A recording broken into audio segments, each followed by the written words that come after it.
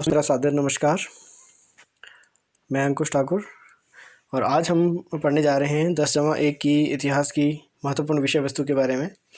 अब हम आज जो है अपना जो पाठ्यक्रम है उसकी शुरुआत करेंगे और उसकी शुरुआत में सबसे पहला जो आता है वो आज समय की शुरुआत से। समय की शुरुआत से इनकी कल भी हमने बहुत कुछ इस बारे में जान लिया था कि किस प्रकार से जो है वो इस पृथ्वी का निर्माण हुआ और पृथ्वी में फिर किस प्रकार से ये पृथ्वी जो है वो अनुकूल हुई हम सब के लिए और किस प्रकार से जो विभिन्न जीवों का आगमन यहाँ पर हुआ और किस प्रकार से जो मानव का यहाँ पर विकास हुआ। कल हमने बात की थी जीवाश्म के बारे में, फॉसिल जिसको कहते हैं। तो जीवाश्म के संदर्भ में भी हमने यहाँ पे पढ़ लिया था, जान लिया था कि ये एक ऐसे ऐसे जीवों के एक अवशेष होते हैं जो एक पत्थर के रूप में बदलकर जो वो अक्सर किसी चट्टान में समा जाते हैं, ठीक है, और लाखों सालों तक जो वहीं पर रहते हैं। और आपको कल उसका उदाहरण जो दिया गया था वो था जीवाश्म ईंधन के जो हमारे पेट्रोलियम प्रोडक्ट्स इत्यादि हैं। सेकंड जिसमें आता है वो प्रजाति आता है, नस्ल या प्रजाति। और इसमें जो है वो उसकी परिभाषा भी यही है कि इसमें जो है वो क्या होता है कि कैसा समूह होता है जिसमें नर और मादा मिलकर जो है वो बच्चे पैदा करते हैं और उनकी जो उत्पन्न जो संतानें हैं वो भी इसी प्रकार से क्रम को जो वो आगे बढ़ाते चले जाते हैं। अब यहाँ पर जो है जैसे वर्तमान समय में कल हमने एक और नाम लिया था होमो सेपियंस का, क्योंकि आधुनिक मानव इनके हम सब जो हैं वो जिस श्रेणी में वो आते हैं वो आते हैं होमो सेपियंस की श्रेणी में। ओके, अब 1,90,000 से 1,60,000 के बीच में जो ये समय इसका जो माना जाता है। और अब सवाल ये आता है हमारे मन में कि क्या हमेशा से ऐसा रहा होगा? तो उसका जो जवाब है वो ऐसा नहीं है। हालांकि वर्तमान समय में बहुत सारे शिकारी संग्राहक समाज हैं, लेकिन उन्हें भी हम देखते हैं वर्तमान समय में यदि उनकी तुलना करें तो कुछ चीज़ें, कुछ विशेषताएं हमें आज भी उन जैसी मिल सकती हैं, लेकिन कुछ विशेषताओं में जो है वह हमसे काफ़ी अधिक भिन्न थे। यहाँ पे आप देख सकते हो कि एक चित्र के माध्यम से इसमें आप देख सकते हो कि किस प्रकार से जो वो एक जीवाश्म को प्राप्त करना, ठीक है, उसके लिए जो है यहाँ पे आप देख सकते हैं कि कोई व्यक्ति बैठा हुआ है, वो हाथों में कुछ लेकर चल रहा है। उसमें एक साइड में एक जो है वो एक स्क्वायर, एक पीढ़ी सी जो है वो नज़र आ रही है। ये एक जाली, एक ग्रिड होती थी जिसमें जो है वो उत्खनन या संबंधित जो चीज़ें होती थी उसका अध्ययन करने के लिए उसे लिया जाता था। यहाँ पर एक अन्य आप हस्तकुठार देख सकते हो, आप इसमें देख सकते हो कि यहाँ पे जीवाश्म के कुछ टुकड़ों को चारों ओर से घेरे चूना पत्थर से कैसे अलग किया गया है, ठीक है। यहाँ पर जो कुछ चीज़ वहाँ पे अवशेष वहाँ पे पाई गई है, जीवाश्म वहाँ पे पाया गया है, लेकिन वहाँ उसे क्या है, चूने पत्थर ने घेर लिया है। तो उसे जो है अलग करने की यहाँ पे इस तकनीक को प्रयोग किया गया है। अब यहाँ पे देखिए आप, जब हम पुराने समय की बात करते हैं तो हमेशा से आपने देखा होगा कि आदमी हमेशा से ही ऐसा नहीं दिखता था। आप उसकी यहाँ पे जो खोपड़ी देख सकते हैं, ये एक निएंडर मानव की एक खोपड़ी है, ठीक है।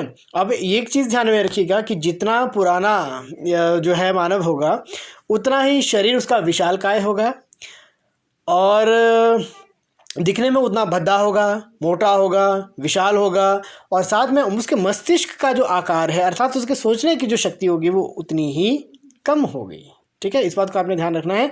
और यह जो उसके बारे में कहा गया है, खोपड़ी किसी जो है वो मूर्ख या जड़ बुद्धि प्राणी की ही है, ऐसा इसमें माना गया है। अब इसमें आप देख सकते हो ये भी एक उसका एक क्रम है। अब इसमें जो हमारा जो खोपड़ी का जो भाग है उसमें आप देख सकते हो कि किस प्रकार से ये क्रमिक विकास है, इसमें देख सकते हैं, ठीक है। जैसे कि एक जो असभ्यता, आप ऊपर से नीचे क से घ तक जब आप चलेंगे तो ये असभ्यता से सभ्यता की ओर जब वो चलती है। आप देख सकते हो कि जिस प्रकार से जैसे हमारे लंगूर है, चिंपैंजी है, ठीक है, ये उसकी शुरुआत ऐसी लगभग ऐसी है और लास्ट वाला जो घ है वो आप देख सकते हो कि किस प्रकार से जो है वो एक मानव जैसी दिखाई देती है।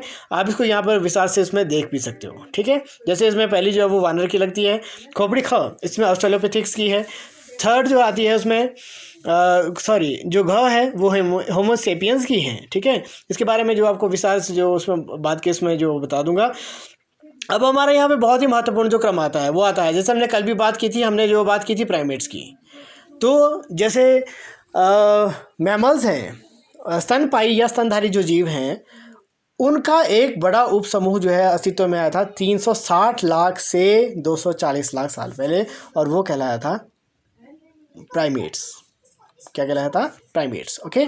और उसके बाद जो आता है वो इसी प्रकार से कम इसमें आता है। फिर सेकंड इसमें जो श्रेणी जो इसमें आती है वो होमिनोइड्स की आती है 240 लाख साल पहले, ठीक है। और थर्ड इसकी जो श्रेणी आती है वो आती है होमिनिड्स की। ठीक है। अब ध्यान ये रखिएगा, जो पहले हैं इनकी शुरू में हमने नाम लिया प्राइमेट्स का, फिर होमिनॉइड्स का, फिर होमिनिड्स का।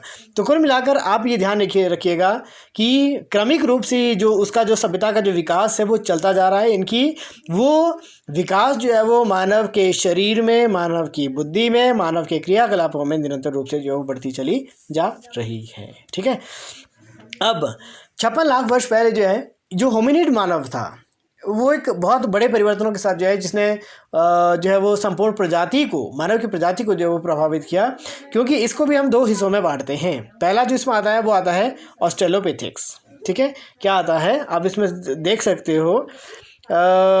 ये जो है वो ऑस्ट्रेलोपिथेक्स के रूप में जो उसे जाना जाता था, और इसका जो प्रादुर्भाव हुआ था, उत्पत्ति हुई थी, वो था आपका ऑस्ट्रेलोपिथेक्स। आप यहाँ पे देख सकते हो, इस शब्द को मैं बड़ा कर रहा हूँ, तो ये कौन सा शब्द है? ऑस्ट्रेलोपिथेक्स। ओके। अब क्या हुआ, हालांकि ऑस्ट्रेलोपिथेक्स को भी जो वो इसको 2 शब्दों से मिलकर बना है, ऑस्ट्रेल और पिथिक्स शब्दों से मिलकर बना हुआ है। और ऑस्ट्रेल का जो अर्थ है वो है दक्षिणी, और पिथिक्स का जो अर्थ है वो है वानर। ठीक है।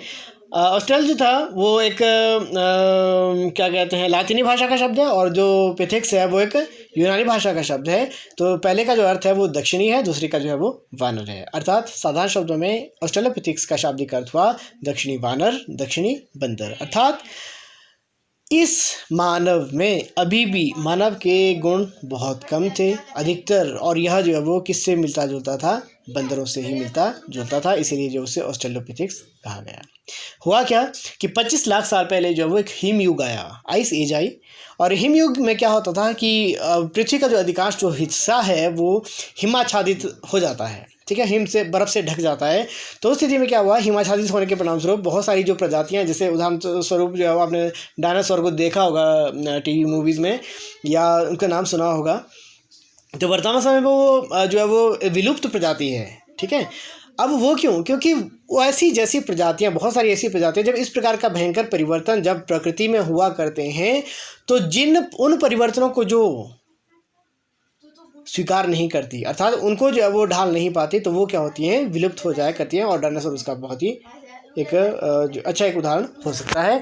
तो कुल मिलाकर क्या हुआ, ऑस्ट्रेलोपिथेक्स जो एक मानव था 56 लाख वर्ष पहले जिसकी उत्पत्ति हुई थी, वो भी उस परिवर्तनों को जो है स्वीकार नहीं कर पाया, और इस प्रकार से जो है वो क्या चला गया, विलुप्त एक प्रजाति के रूप में शामिल हो गया। ठीक है। अब यहाँ पर जो है वो कुछ चीज़ें यहाँ पे आप इसमें देख सकते हो, यहाँ पे हाथों की पकड़ को भी बताया गया है। ठीक है, आप इसमें देख सकते हो कि क, ख और ग। ठीक है, इसमें ये अलग अलग इसमें श्रेणियां हैं। कुल मिलाकर यहाँ पे ये बतलाने का प्रयास किया गया है कि जब वो जो है इसमें शामिल नहीं हुआ करती है, तो उस स्थिति में वो क्या होती है कि उसे जो है वो इसको जो इसकी जो विकास है उसको जो है वो हासिल कर पाना जो है संभव नहीं हुआ करता है। ठीक है। और उस आधार पर जो है इसमें इसे जो है वो इन परिवर्तनों हम देख सकते हैं इनकी, जब व्यक्ति जो जितना सभ्य होगा, जितना वो प्रगति पर होगा, उतना जो उसे हाथों को उसने अपने करीब लाना सीख लिया था, हाथों से चीज़ों को पकड़ना सीख लिया था, और उसका सही उपयोग जो है वो करना उसने सीख लिया था। ठीक है। और इसमें आप देख सकते हैं ये होमिनिड्स की भी इसमें जीनस जो है वो एक वंश के लिए उसमें कहा जाता है, जीन्स के लिए कहा जाता है। अब जो क्या हुआ कि 25 लाख वर्ष पहले क्या हुआ कि जो हिमयुग आया उसके परिणामस्वरूप ऑस्ट्रेलोपिथेक्स प्रजाति विलुप्त हो गई, और अब एक नई प्रजाति वहाँ पे आई, और उस प्रजाति को कहा गया है जीनस होमो। ठीक है। होमो जो संज्ञा जिसमें गई है वो अब वानर के स्थान पर होमो कहा गया है मानव को। ठीक है। अब जो है यहाँ पर आप उसमें देख सकते हैं ये होमिनॉइड्स मानव है, और उसके जो है कुछ यहाँ पे स्थल दिया गया है जहाँ से जो उसमें उसे हासिल किया गया है। ठीक है। और ऑस्ट्रेलोपिथेक्स यहाँ पे ओल्डुवाई जॉर्ज आप देखोगे वहाँ पे उन सब चीज़ों के बारे में, आप केवल उसमें आकृतियाँ देख लेंगे, मैं आपको उसमें PDF में उसमें भेज भी दूंगा। तो एक मानव जैसी आकृति वहाँ पे, खोपड़ी की आकृति जो वहाँ पे उसमें थी, और इसमें कहानी जो उसमें बतलाई गई है, जिस आधार पर जो है उनके जो है उसमें खोज की गई थी। ठीक है। अब अगला जो इसमें जो आता है, 25 लाख साल पहले क्या हुआ कि जीनस होमो की उत्पत्ति हुई, और उसकी जो 3 प्रजातियाँ हैं, होमो हैबिलस, होमो इरेक्टस, होमो सेपियंस। होमो हेबिलस के बारे में आपने याद रखना है, इसकी 22 लाख साल पहले उत्पत्ति हुई थी, और यह औजार बनाने वाला आदमी था, मानव था। जहाँ तक हम होमो इरेक्टस इनके 18 लाख साल पहले उसकी उत्पत्ति हुई थी, वह जो था वो लगभग खड़े होने में सक्षम था और कुछ हद तक आगे के हाथों का प्रयोग करने में वो सक्षम हो चुका था।